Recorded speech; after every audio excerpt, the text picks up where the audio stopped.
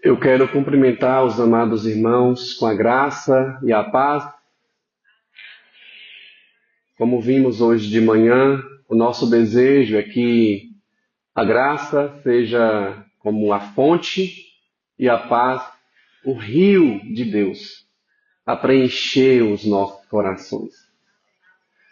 Eu convido os amados irmãos a abrirem a palavra de Deus em pé. Fique em pé e abre a palavra do Senhor na epístola de Paulo a Filemon. Epístola de Paulo a Filemon.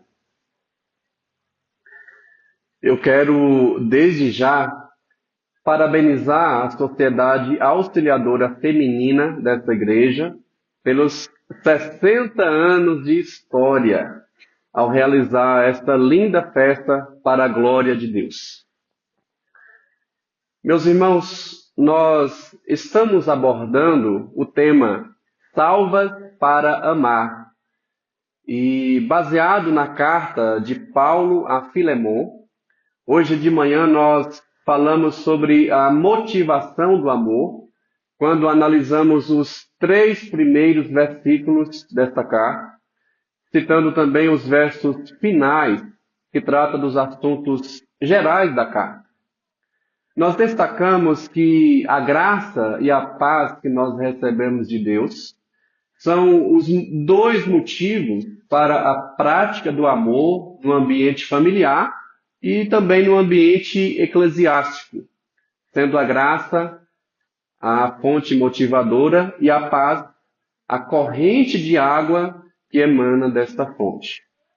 Agora à noite eu quero, com a permissão do nosso bondoso Deus, analisar a parte específica desta carta, falando sobre 2 características daquele que ama. E o texto inicial está aí em Filemon, versos 4 a 7. Filemon, versos 4 a 7. O texto diz assim: Dou graças ao meu Deus, lembrando-me sempre de ti nas minhas orações, estando ciente do teu amor e da fé que tens para com o Senhor Jesus e todos os santos, para que a comunhão da tua fé se torne eficiente no pleno conhecimento de todo o bem que há em nós, para com Cristo. Pois, irmão, tive grande alegria e conforto no teu amor, porquanto o coração dos santos tem sido reanimado por teu intermédio. Amém. Pode se assentar?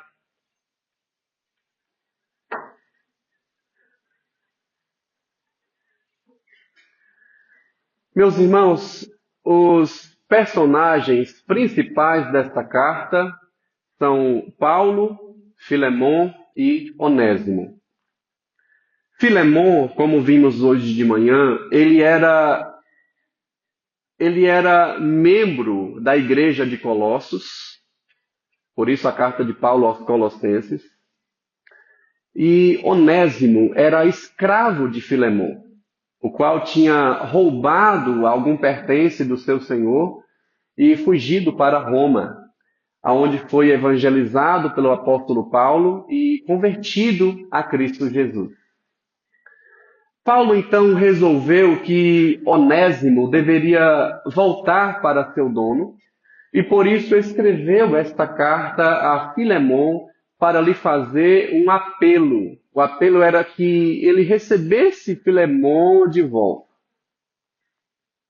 Ou melhor, que ele recebesse Onésimo de volta. O apóstolo Paulo não discute nesta carta os direitos que naquele tempo se davam a donos de escravos. Então, para resolver esta questão de um escravo fugitivo, Paulo aplica a mais alta lei que existe, a lei do amor cristão.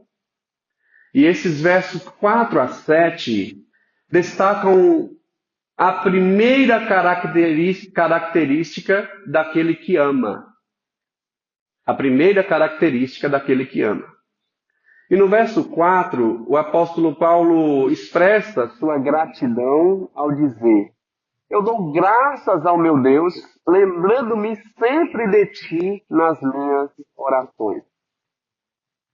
Paulo aqui, meus amados irmãos, se refere ou se lembra inicialmente de uma característica marcante do caráter de Filemon, que deve ser também o cerne de todo cristão.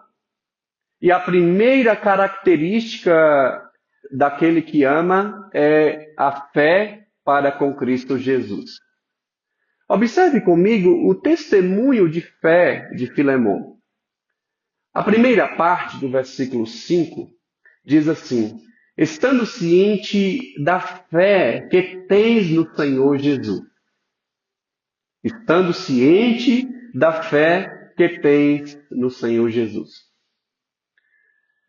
No final dessa carta, Paulo se refere, ou ele menciona Epáfras como seu companheiro de prisão.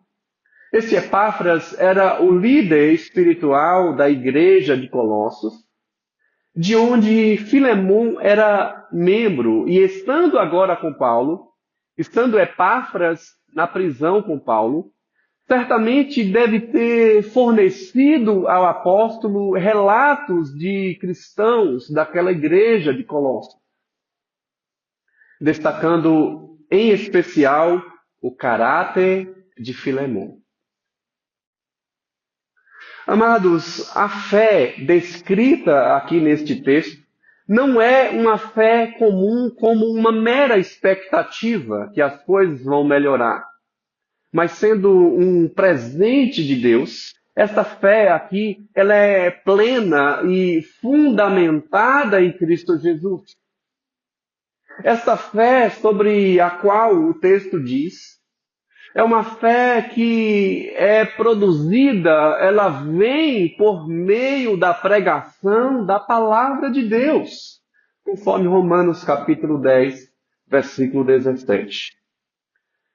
A confissão de fé da nossa igreja, a Igreja Presbiteriana, em seu capítulo 14, denomina esta fé como fé salvadora. A fé salvadora é um presente pelo qual os eleitos são habilitados a crer para a salvação da sua alma. É obra que o Espírito de Cristo faz nos corações deles e é ordinariamente operada pelo ministério da palavra, pelo ministério da pregação da palavra de Cristo. Assim como aconteceu com Filemon, e conosco também, meus irmãos, nós fomos alcançados pela graça de Deus.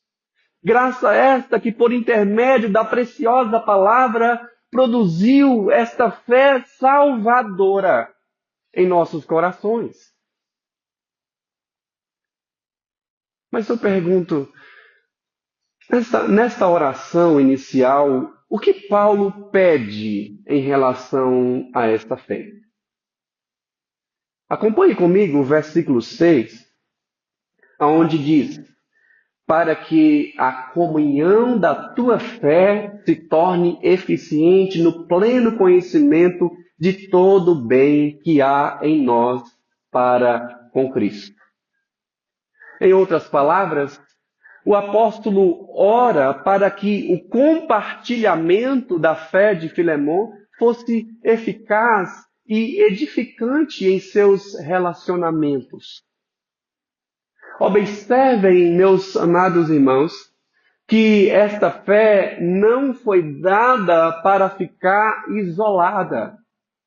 Ela não apenas deve, quanto também deve ser comunicada em nossos relacionamentos, para que seja comprovadamente eficaz.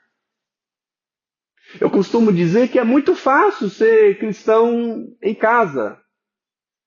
É muito fácil ser cristão, talvez nem tanto, né, diante dos desafios, mas é mais fácil ser cristão no nosso cantinho, na nossa zona de conforto, do que demonstrarmos fé em comunidade, onde é composta por pessoas falhas como eu e você.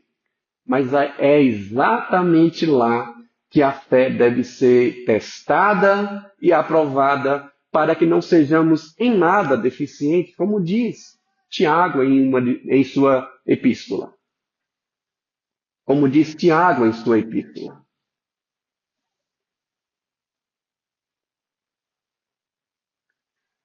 Esta fé, ela precisa ser exercitada.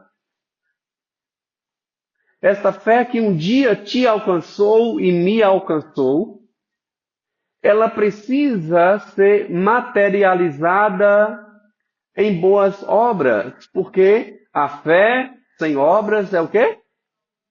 É morta. A fé sem obras é morta.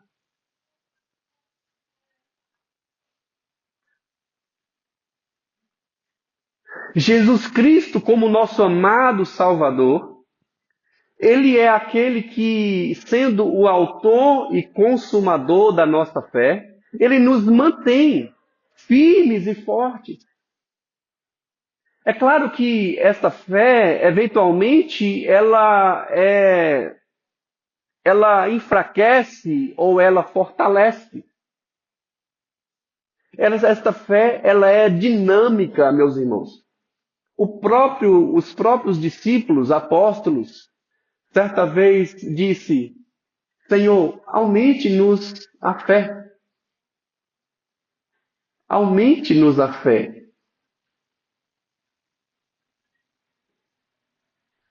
E Paulo ora aqui para que esta fé fosse edificante nos relacionamentos existentes ali no contexto de Filemon, naquela igreja de Colossos. Esta fé deve ser exercitada para que seja comprovadamente eficaz. Este testemunho de fé, amados irmãos, tem implicações em todos os nossos relacionamentos. Lá em Coribe, eu, pela graça de Deus, tenho atuado como conselheiro da SAF. Então, tenho acompanhado aquele grupo de mulheres que, perto desta SAF, é uma criança de menos de 3 anos.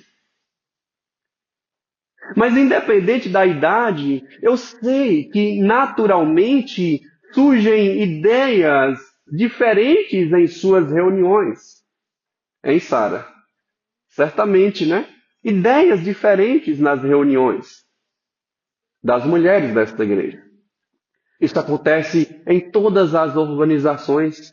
Mas eu digo que se a fé das mulheres desta igreja não suportar ideias que naturalmente surgem nas reuniões plenárias, se ao discutir um assunto que está em pauta, houver conflitos interpessoais ou irremediáveis, quero dizer, questões levadas para o lado pessoal, se isso estiver acontecendo, talvez é porque a fé professada consistia em apenas uma expectativa. E esta fé precisa ser testada exatamente em contextos assim. Esta fé, ela precisa ser exemplificada em atitudes. Esta fé, momento só.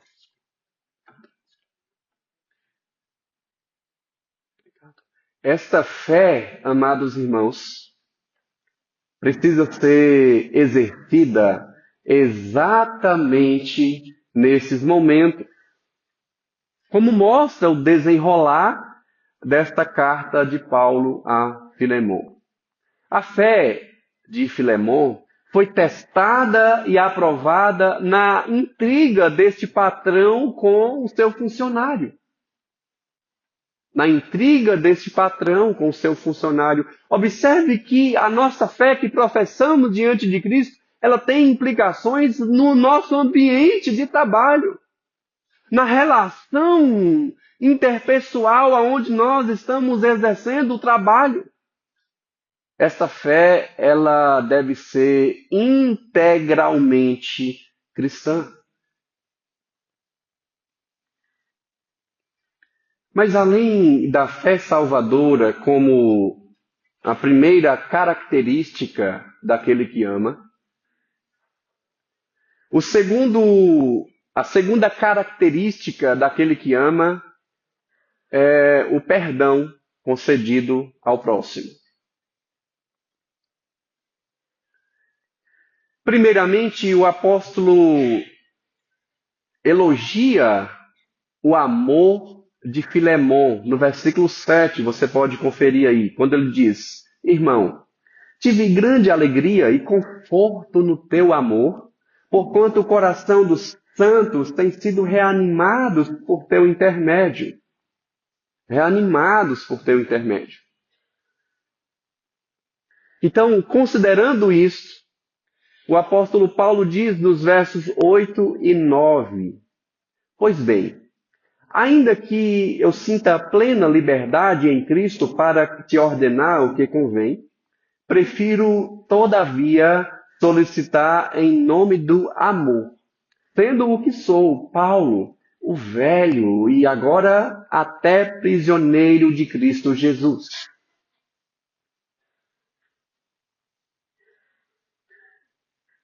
Meus irmãos, o apóstolo Paulo era um embaixador oficial de Cristo. E conforme o comentarista William Hendrickson, um estudioso da Bíblia, estando ele agora com aproximadamente 60 anos, ele usa a maior força motivadora de todo o universo, a saber, o amor. Ele usa o amor num tom de profunda afeição e gentil persuasão. Assim diz este comentarista bíblico. Podemos observar a repetição deste tom amoroso, gentil do apóstolo Paulo nos versículos 19 e 20 desta carta, quando diz: Eu, Paulo, de próprio punho o escrevo. Eu pagarei para não te alegar que também tu me deves a ti mesmo. Sim, irmão, que eu receba de ti, no Senhor, este benefício. Reanima-me o coração em Cristo. Amados, assim como Filemon tinha reanimado os cristãos de Colossos com seu amor generoso, conforme já vimos no versículo 7, agora Paulo esperava receber esta mesma atitude. Paulo esperava receber este ânimo, tendo o pedido aceito.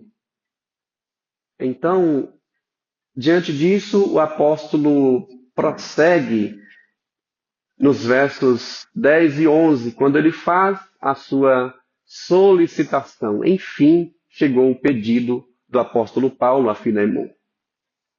Ele diz: Solicito-te em favor de meu filho Onésimo, que gerei entre algemas. Ele antes te foi inútil, atualmente, porém, é útil a ti e a mim. A ti e a mim.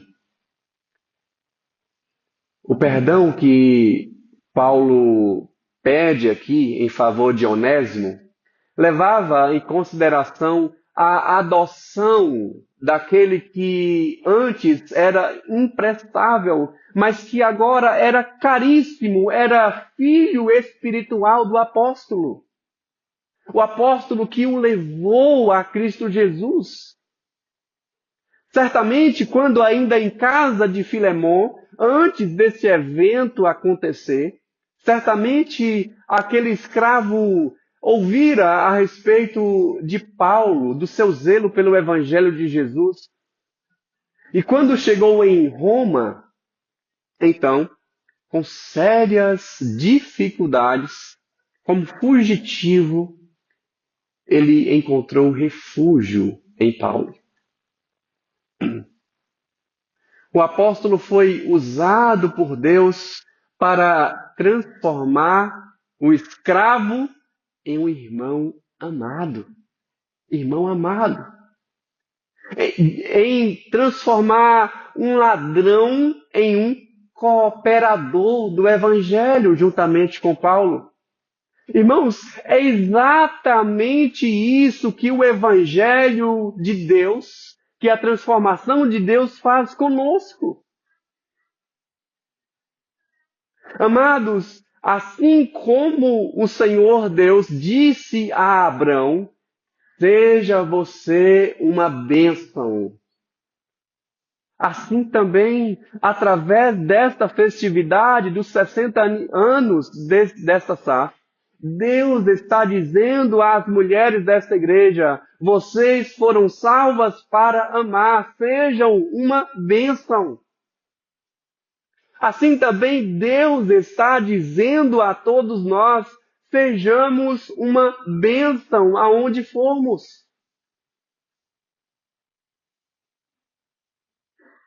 Sejamos instrumentos de Deus a acolher pessoas em seu amor.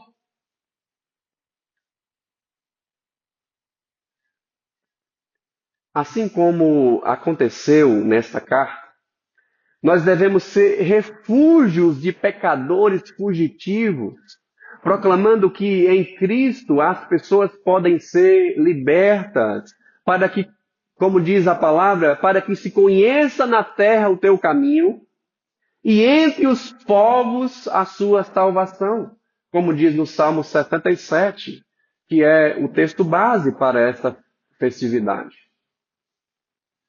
Paulo, então, se coloca aqui como um intercessor de Onésimo. Assim como Abraão foi intercessor no livro de Gênesis, eis aqui um intercessor nesta pequena carta de amor. Paulo está sendo um intercessor em favor de seu filho na fé, Onésimo. Ele estava atuando nesse ministério de reconciliação. Desta mesma forma, meus irmãos, o amor que nós cremos, que nós professamos, o amor que nos alcançou, deve ter também esta implicação em nossos relacionamentos. Se realmente nós somos justificados por meio da fé, o amor deve ser natural que professemos, não amando somente de palavras, mas de fato e de verdade. Como eu disse hoje pela manhã, nós não podemos dar aquilo que nós não temos. E se por meio da fé nós nos apropriamos da salvação de Deus, se por meio da fé nós somos preenchidos deste amor, é natural que amemos uns aos outros, porque nós já somos amados e aceitos por Deus.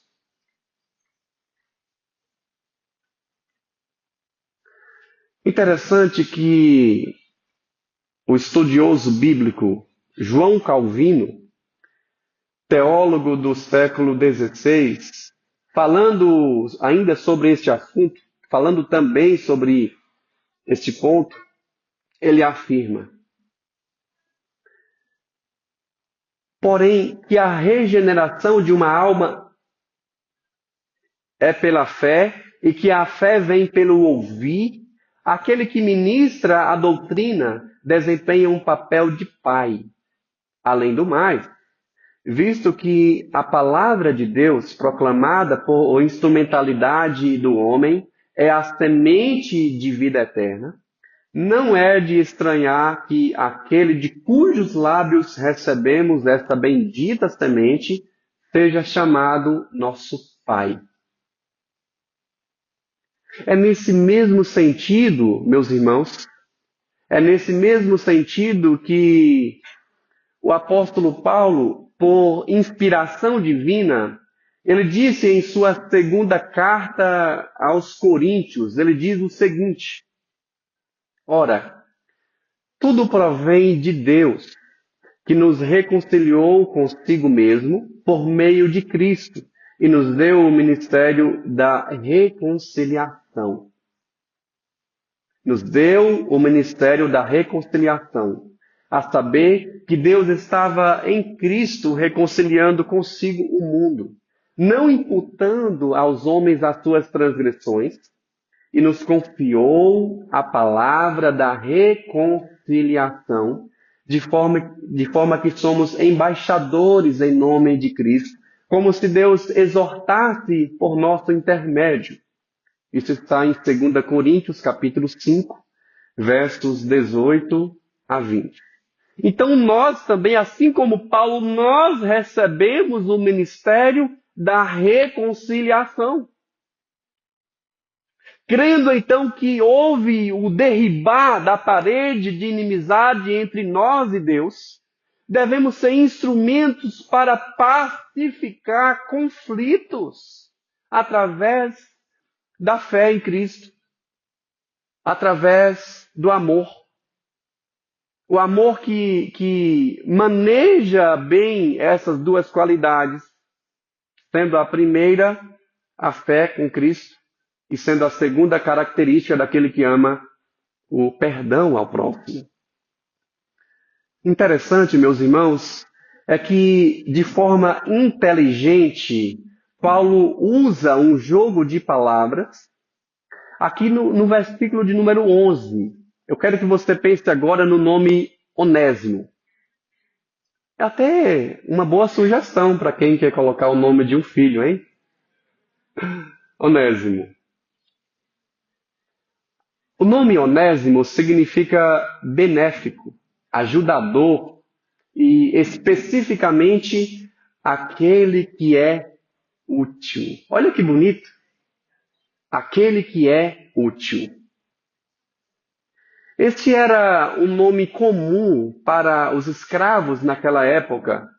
É por isso que nos versos 13 e 14, aqui de Filemão, você pode acompanhar, Filemão, versos 13 e 14, ele diz assim: eu queria conservá-lo comigo mesmo, para que em teu lugar me servisse nas algemas que carrego por causa do Evangelho. Nada, porém, eu quis fazer sem o teu consentimento, para que a tua bondade não venha a ser como que obrigação, mas de livre vontade. Mas de livre vontade. Irmãos, o perdão referido aqui leva em consideração não apenas a nova posição da pessoa adotada à família de Deus, mas também a espontaneidade daquele que oferece o perdão. É claro que esta dádiva não é oferecida somente à pessoa que passa a ter a mesma crença que nós, como no caso aqui de Filemão e Onésimo. Mas principalmente, este perdão precisa ser dado aos descrentes. Então, com a autoridade apostólica para ordenar o que Filemão deveria fazer, mas preferindo fazer isso em nome do amor, Paulo prossegue no versículo 12. Eu o envio de volta em pessoa, quero dizer, o meu próprio coração. O meu próprio coração. Paulo aqui está se referindo a este útil homem de Deus. Paulo está se referindo a este ajudador. Paulo está se referindo ao seu filho espiritual Onésimo, que ele estava mandando de volta ao seu senhor Filemão. Agora, acompanhe comigo aí os versos 15 a 17, onde diz. Vamos ler todos juntos? O texto diz assim: pois acredito que ele veio a ser afastado de você temporariamente, a fim de que o recebas para sempre, não como escravo, antes, porém, muito acima de escravo, como irmão caríssimo, especialmente de mim e com maior razão de ti, quer na carne, quer no Senhor. Verso 17. Sim, portanto, me consideras companheiro, recebe-o como se fosse a mim mesmo. Até o verso 17. Como a mim mesmo. Quer dizer, até o verso 20. Então, irmãos, nesses versos, Paulo está pedindo que Filemon recebesse Onésimo não somente como escravo, como funcionário próprio dele, mas como irmão caríssimo. Irmão caríssimo. E isso me faz lembrar de uma interessante música chamada Receba Onésimo. Se você estiver pensando aí ainda nesse nome aí propício para um filho, tá? Tem uma música também. Tem uma música chamada Receba Onésimo. E embora sendo uma música infantil, é do grupo Jesus em Nosso Lar e é baseada nesta carta. Olha que legal. E eu deixo como sugestão para você ouvir depois. A música chama-se Receba Onésimo, de Jesus em Nosso Lar. Bem, só recapitulando o que eu disse até aqui, estamos falando sobre as duas características essenciais daquele que ama, sendo a fé para com Cristo e o perdão ao próximo. O perdão solicitado aqui, meus irmãos, não é simplesmente aquela fala superficial dos adultos para não ficar feio ou para limpar a barra no meio de gente. Não é como aquele pedido de desculpas superficiais que muitos pais erroneamente obrigam seus filhos a pronunciarem desculpa, ou perdão, ou eu te perdoo. Isso sem levar em conta a disposição do coração em perdoar ou também se arrepender. Não, não é uma fala superficial, irmãos. Não. O perdão referido aqui tem sua motivação no fato de estarem em Cristo como nova criatura e que agora também concede de boa vontade por causa dele, o qual nos ensinou a orar na oração do Pai Nosso, como perdoa as nossas dívidas, assim como perdoamos os nossos devedores. Logo, a lei do amor constrange o cristão a ter esta atitude. A lei do amor de Cristo nos constrange a liberar perdão. Pois bem, já partindo para a conclusão, eu quero dizer que o mais importante nesta carta, ao meu ver, é o que Paulo diz no versículo 18. E é também a primeira parte do versículo 19. Leia aí, acompanhe comigo, por favor. Ele diz: e se algum dano ele te fez, ou se te deves alguma coisa, lança tudo em minha conta. Eu, Paulo, de próprio punho, o escrevo. Eu pagarei. Eu pagarei. Olha que interessante, irmãos, é que Paulo está sendo aqui um imitador de Cristo Jesus. Ele está sendo aqui como um mediador daquele conflito. Observe que ele não apenas promove reconciliação entre duas pessoas afastadas, inimizadas, mas principalmente ele oferece gratuitamente o pagamento pela culpa. E ele oferece o pagamento dessa culpa em lugar do ofensor. Era Onésimo que deveria pagar pelo erro cometido, mas Paulo se colocou como mediador entre ele e seu senhor Filemon, dizendo: eu pagarei. Foi exatamente isso que Jesus fez na cruz, irmãos, em seu lugar. em meu lugar. É exatamente isso que Jesus nos convida também a sermos pacificadores, a sermos não como muros, mas como pontes de relacionamentos saudáveis. É esse caráter pacificador que Jesus convida as mulheres dessa igreja a terem em suas reuniões, em seus lares, no trabalho, em suas ruas, na igreja, aonde for. É isso que Jesus me convida a fazer. É isso que Jesus te convida a fazer também. Independente do que o outro fez, reconheça o que Jesus fez por você.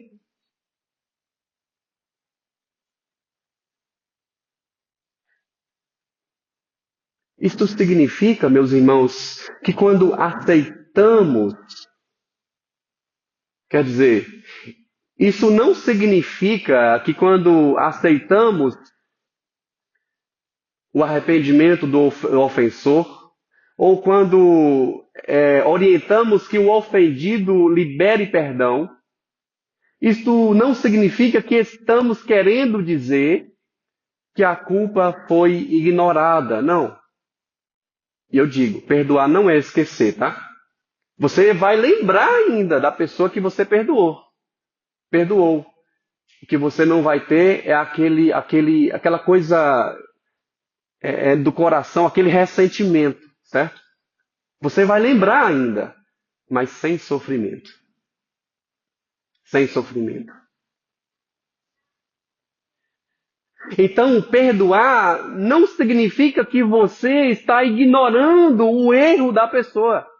Significa que Jesus pagou, assim como Paulo prometeu pagar pelo erro de Onésimo, significa que Jesus pagou já pelo seu erro. É por isso que você e eu devemos liberar perdão. Ele fez isso, irmãos, para que nós experimentássemos relacionamentos saudáveis. E essa implicação do amor é motivada pela graça de Cristo. Como diz aí no versículo 25, já finalizando, quando ele deseja finalmente, aqui no verso 25, concluindo, a graça do Senhor Jesus Cristo seja com o vosso espírito. A graça do Senhor Jesus Cristo seja com o vosso espírito. Não poderia terminar melhor. Não poderia terminar de outra forma senão se referindo à mesma graça expressa lá no versículo de número 3, como vimos hoje de manhã. Mas aí, o que você e eu devemos fazer ao ouvir esta palavra? O que a SAF desta igreja deve fazer a partir desta festividade? Salvas para amar. Pois bem, eu quero trazer pelo menos 3 implicações práticas de tudo que eu disse aqui. Primeira implicação. Se você tem dificuldade para perdoar aquela pessoa que em algum momento te ofendeu, reflita se realmente você se considera uma pessoa justificada pela fé em Cristo Jesus. Reflita.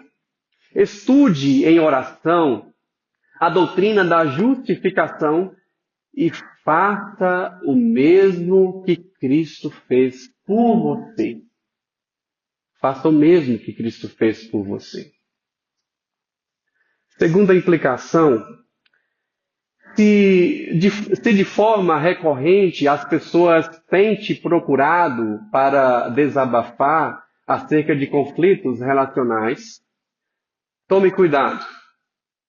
Tome muito cuidado para não agir com parcialidade ou tomar partido da primeira pessoa que veio para falar com você. Lembre-se que existem 2 pessoas, ou pelo menos 2 pessoas envolvidas no conflito. Tome cuidado. Tome cuidado.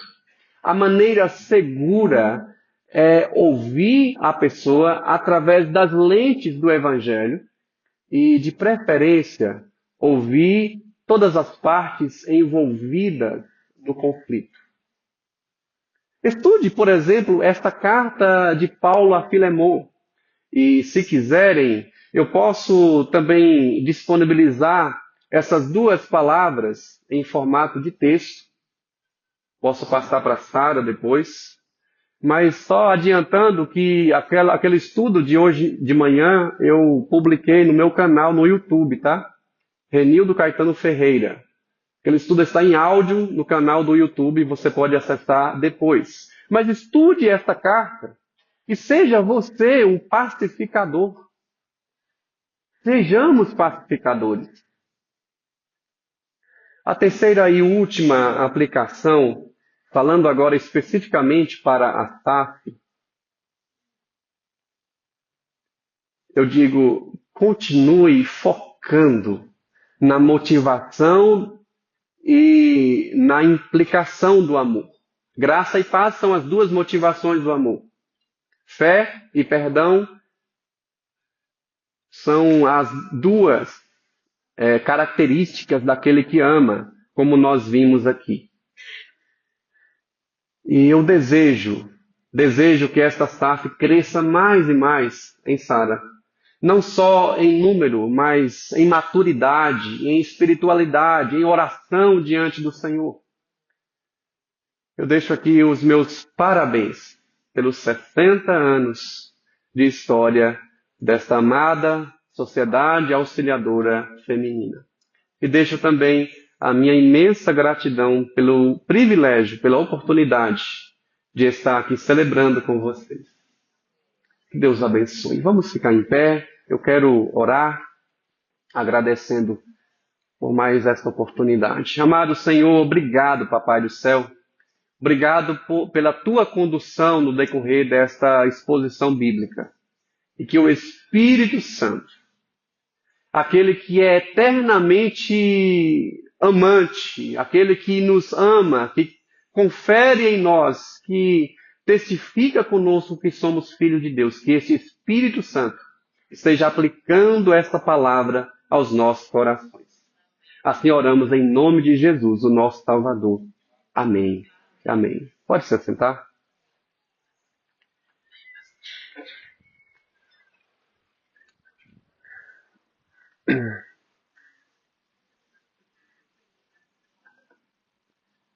Amém. Então, continue abençoando a vida do nosso amado.